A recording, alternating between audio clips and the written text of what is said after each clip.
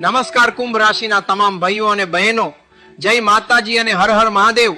જો તમે કુંભ રાશિના જાતક છો તો આજનો આ સંદેશ તમારા માટે ખૂબ જ ખાસ છે.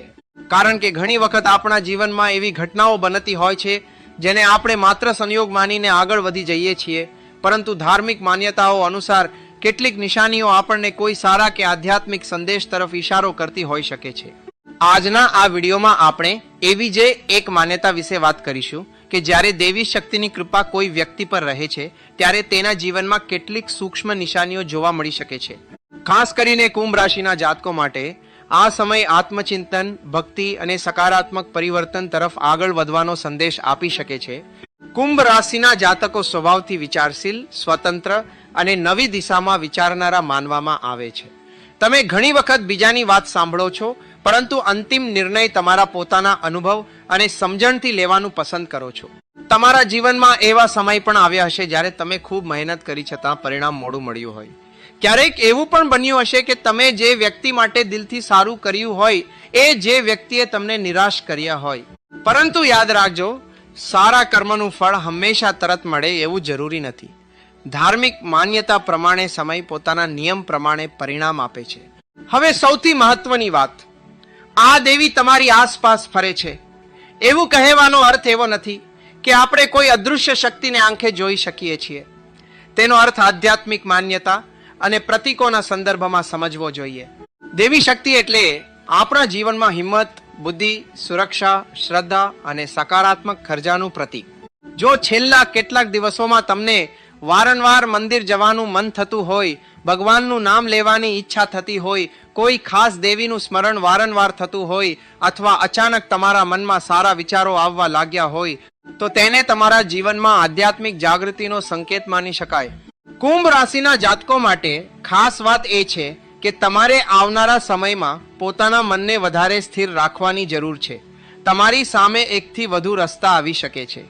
એક રસ્તો જૂની મુશ્કેલીઓ તરફ લઈ જઈ શકે છે અને બીજો રસ્તો તમને નવી શરૂઆત તરફ લઈ જઈ શકે છે. અહીં તમારે ઉતાવળમાં નિર્ણય લેવાનો નથી. કોઈ વ્યક્તિ તમને ગુસ્સામાં નિર્ણય લેવા માટે ઉશ્કેરે તો થોડું શાંત રહેજો. કારણ કે ઘણી વખત આપણું સૌથી મોટું નુકસાન બહારના દુશ્મનથી નહીં, પરંતુ ગુસ્સામાં લીધેલા નિર્ણયથી થાય છે. જો છેલ્લા સમયમાં પટસાની બાબતમાં તણાવ રહ્યો હોય, ખર્ચ વધ્યો હોય અથવા આવક હોવા છતાં બચત ન થઈ રહી હોય, તો હવે સૌથી પહેલા તમારી આદતો પર ધ્યાન આપો. માત્ર ચમત્કારની રાહ જોવાને બદલે વ્યવહારિક રીતે બજેટ બનાવો, બિનજરૂરી ખર્ચ ઓછો કરો અને આવક વધારવાના નવા રસ્તા શોધો. ધાર્મિક રીતે તમે માતાજીના મંદિરમાં દીવો કરી શકો છો, પ્રાર્થના કરી શકો છો અને તમારી ક્ષમતા પ્રમાણે દાન કરી શકો છો. આ ઉપાયો શ્રદ્ધા અને સકારાત્મક ભાવના માટે છે. આર્થિક નિર્ણય હંમેશા સમજદારીથી જ લેવો. નોકરી કરતા કુંભ રાશિના જાતકો માટે આ સમય પોતાની ક્ષમતા બતાવવાનો બની શકે છે. તમે જે કામ અત્યાર સુધી શાંતિથી કરતા આવ્યા છો તેની નોંધ હવે લોકો લઈ શકે છે. પરંતુ એક વાત યાદ રાખજો, તમારા કામને કામથી જ સાબિત કરજો. દરેક જગ્યાએ તમારી સફળતાની જાહેરાત કરવાની જરૂર નથી. કાર્યસ્થળ પર કોઈ તમારી સામે ગેરસમજભી કરવાનો પ્રયાસ કરે તો તરત જવાબ આપવાને બદલે પુરાવા અને હકીકતો સાથે વાત કરવી. તમારા માટે શાંતિ ઘણી વખત સૌથી મોટી શક્તિ બની શકે છે. ધંધો કરતા કુંભ રાશિના જાતકો માટે પણ એક મહત્વપૂર્ણ સંદેશ છે. નવા કામની તક મળે ત્યારે માત્ર ઉત્સાહમાં આવીને મોટું રોકાણ ન કરશો. કાગળો તપાસો, શરતો સમજો અને વિશ્વાસપાત્ર વ્યક્તિની સલાહ લો. જૂના ગ્રાહકો અથવા જૂના સંપર્કોમાંથી કોઈ ઉપયોગી તક મળી શકે છે, પરંતુ પટસાની લેવડ દેવડમાં લખિત પુરાવો રાખવો ખૂબ જરૂરી છે. આધ્યાત્મિક શ્રદ્ધા પોતાની જગ્યાએ છે અને વ્યવહારિક સાવચેતી પોતાની જગ્યાએ. પરિવારની વાત કરીએ તો કુંભ રાશિના જાતકો માટે એક એવી વ્યક્તિ સાથે વાતચીત થવાની શક્યતા છે જે લાંબા સમયથી મનમાં કોઈ વાત રાખીને બેઠી હોય. કદાચ કોઈ જૂની ગેરસમજ દૂર થઈ શકે. ઘરમાં વડીલોની સલાહને અવગણશો નહીં. ઘણી વખત વડીલોનો અનુભવ આપણને એવી ભૂલથી બચાવી શકે છે જેનો અહેસાસ આપણને ઘણો મોડો થાય. જો ઘરમાં વાતાવરણ થોડું તણાવપૂર્ણ હોય તો દરરોજ થોડો સમય શાંતિથી પ્રાર્થના અથવા ધ્યાન માટે કાઢો. પ્રેમ અને સંબંધોની બાબતમાં પણ કુંભ રાશિના જાતકોએ એક વાત ખાસ યાદ રાખવાની છે. શંકા અને હકીકત વચ્ચેનો તફાવત સમજવો. કોઈ વ્યક્તિનો જવાબ મોડો આવે એટલે તે તમને અવગણે છે એવું જરૂરી નથી. સંબંધમાં વિશ્વાસ અને સ્પષ્ટ વાતચીત ખૂબ જરૂરી છે. જો તમે અવિવાહિત છો તો નવી ઓળખાણ થઈ શકે, પરંતુ તરત કોઈ મોટા નિર્ણય પર પહોંચવાને બદલે વ્યક્તિને સમજવા માટે સમય આપો. હવે વાત કરીએ એ આધ્યાત્મિક સંકેતની જે આ સમગ્ર સંદેશનું કેન્દ્ર છે. જો તમને વારંવાર કોઈ દેવીનું નામ યાદ આવે, ઘરમાં પૂજા કરતી વખતે મન અચાનક શાંત થઈ જાય, મંદિરમાં જવાની ઈચ્છા થાય અથવા કોઈ મુશ્કેલી વચ્ચે પણ અંદરથી એક આશાવાદી ભાવ જન્મે, તો તેને દેવીની કૃપાનું પ્રતીક માનીને વધુ ભક્તિ અને સારા કર્મ તરફ આગળ વધી શકો છો. પરંતુ કોઈ પણ સંકેતને લઈને ડરવાની જરૂર નથી. સાચી ભક્તિ માણસને ભયભીત કરતી નથી, તે માણસને હિંમત આપે છે. કુંભ રાશિના જાતકો, તમારા જીવનમાં એક વાત ખૂબ મહત્વની છે, તમારી પોતાની કિંમત સમજવી. દરેક વ્યક્તિને ખુશ કરવાનો પ્રયાસ કરશો તો તમે પોતે થાકી જશો. જ્યાં જરૂરી હોય ત્યાં નમ્રતાથી ના કહેવાનું શીખો. જે લોકો તમારી શાંતિ છીનવી લે છે તેમની સાથે યોગ્ય અંતર રાખો. અને જે લોકો ખરેખર તમારા સુખમાં સુખી થાય છે તેમને ક્યારેય ગુમાવશો નહીં. જો તમને આધ્યાત્મિક રીતે કંઈક સરળ કરવું હોય તો સવારે અથવા સાંજે સ્વચ્છ જગ્યાએ દીવો પ્રગટાવીને તમારા ઈષ્ટદેવનું સ્મરણ કરો. મનમાં કહો, હે માતાજી, મને સાચા માર્ગે ચાલવાની બુદ્ધિ આપો, મારા પરિવારનું કલ્યાણ કરો અને મારા મનમાંથી ભય તથા નકારાત્મકતા દૂર કરો. ત્યારબાદ થોડા સમય માટે શાંતિથી બેસો.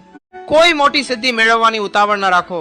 ભક્તિનો સાચો અર્થ પોતાના વિચારો અને કર્મોને શુદ્ધ બનાવવાનો પ્રયાસ છે. અને કુંભ રાશિના મિત્રો, જો છેલ્લા સમયમાં તમને લાગતું હોય કે બધું અટકી ગયું છે, મહેનત છતાં પરિણામ મળતું નથી, તો નિરાશ થશો નહીં. જીવનમાં દરેક સમય એકસરખો રહેતો નથી. આજે જે પરિસ્થિતિ મુશ્કેલ લાગે છે તેમાંથી જ કાલે કોઈ નવી શીખ મળી શકે છે. તમારું ધ્યાન ફરિયાદ કરતા પ્રયત્ન પર રાખો. જે તમારા હાથમાં છે તે ઈમાનદારીથી કરો અને જે તમારા હાથમાં નથી તેને લઈને સતત ચિંતા ન કરો.